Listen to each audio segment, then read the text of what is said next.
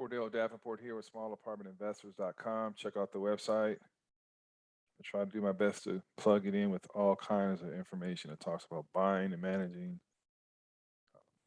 small apartments that are 5 to 50 units. I also have a free ebook you can check out, 20 Essential Reasons to Own Apartments. Check it out. And within this little video series talking about small apartment owner tips, I'm going to talk about thoroughly screening tenants before they move in. That's your first line of defense.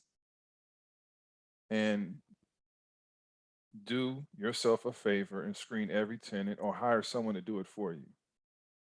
Have that person, the tenant, the resident, complete an application, verify their employment and past history of rental.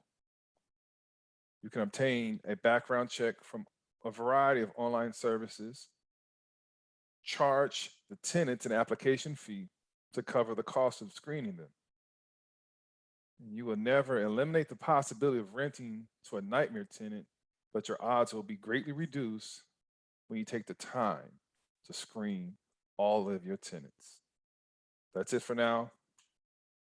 I will be back with another tip. So take care.